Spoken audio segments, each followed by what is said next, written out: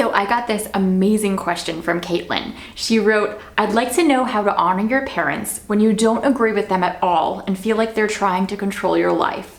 My parents are good people, but they're trying to protect me to the point that they're hurting me more than they're protecting me. What do I do? Let's talk about this specifically for adult children. So if you're in your 20s, how do you honor your parents even when you don't agree with them? I have 5 steps for you. Hey friends, Tiffany Dawn here, and welcome back to Tuesday Girl Talk, the home makeover edition. We are in the middle of painting this room behind us, so pardon the mess and the painter's shirt and the painter's hair.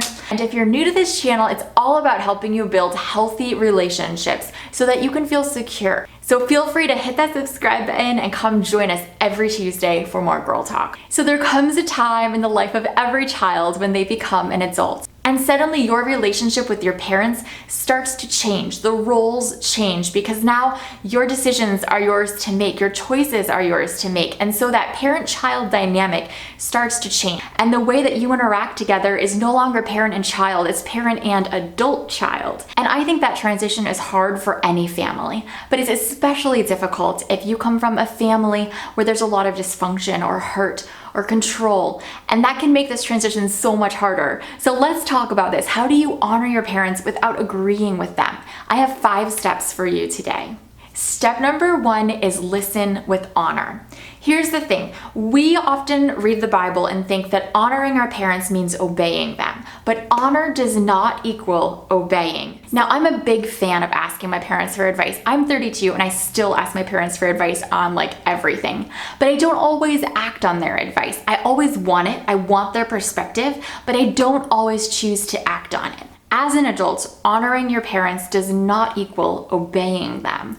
Honor means you listen with respect, you value what the other person says, you value the other person, but it doesn't mean you have to agree or act on their advice. Step number 2 is seek to understand. So take the time to ask your parents questions, to ask why, not to start an argument, but just to understand where they're coming from. Like usually there's a bigger context, a deeper meaning beneath the advice they give. And that can help you weigh whether or not that advice is good for you. It could be that they see something, a warning sign or whatever that you don't see yet. Or it could be that this advice is based off of their own fears and their own backgrounds and their own past. And kind of just seek to understand where they're coming from with this advice. The third thing is enlist the help of another adult you trust. This is where you want to weigh the advice to say, okay, is this advice really good for me? Are they seeing something I don't see? Or is this advice actually going to hurt me more than protect me? And I think it's so important to have someone older and wiser that you trust to speak into that situation. Because here's the thing, in all of our families, there are things that are unhealthy. But we don't always know what's unhealthy because it just seems normal. We were raised that way, we've always grown up with that, so it just seems normal. Someone on the outside can help you see this part of your family dynamic is unhealthy. This part of their advice comes from an unhealthy place, as opposed to, no, this is solid advice, you should really take this into consideration. So enlist the help of someone older and wiser who you trust to speak into the situation. Step number 4 is begin to set healthy boundaries. I would highly recommend reading the book Boundaries by Dr. Cloud and Dr. Townsend. So when I moved back home for a few months after college, I went through this weird transition with my parents. We've always had a good relationship, but all of a sudden our roles are changing. I'm making my own decisions. I'm an adult. And it felt like they were still trying to parent me as if I was a child, setting all these rules or curfews or whatever. And so we had to kind of work through that and talk through it. And our relationship got kind of stressful for a little while. And when I moved out on my own, that did help our relationship improve, but also just having conversations and talking about how do we change our roles that we've always had. I've always been your child, now I'm an adult. How does that change our relationship? How does that change your expectations for me? And just starting to set some healthy boundaries in place so that you can make your own decisions, you can make your own choices. Step number 5 is to allow your parents to own their emotions. Here's the thing, it's so hard when our parents are not happy with our choices. It's so hard when they're not just like gung-ho behind us in a certain choice. But there are going to be times, especially if you come from a family that's very broken and has a lot of hurt, there are going to be times when your parents are not happy with the choice you make, even if that choice really is in your best interest.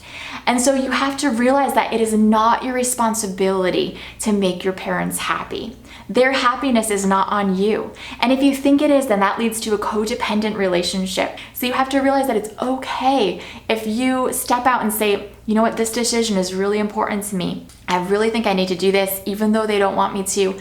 I've sought counsel, I've sought wise advice. I really think this is what I need to do, and they're not happy about it. It's gonna be hard, but you have to know that it is not your responsibility to make them happy. Now, if you live at home, all this can be a little harder because you're in close quarters, you're under their roof, so to some extent you need to abide by some of their rules, and you just kind of need to weigh each decision and say, is this worth rocking the boat over? And sometimes you'll say it is, and sometimes you'll say it isn't. But again, having that outside counsel can help you make that decision. So if you want to talk more about how to have some of these hard conversations, or even how to manage conflict with you and your parents, check out this video linked above. In it, James and I share how we handle conflict in our marriage, our top tips for how to do that in a healthy way. And I think it can totally apply to parent-child relationships too. So I love you girls, and I'll see you in that next video. Bye from the painter.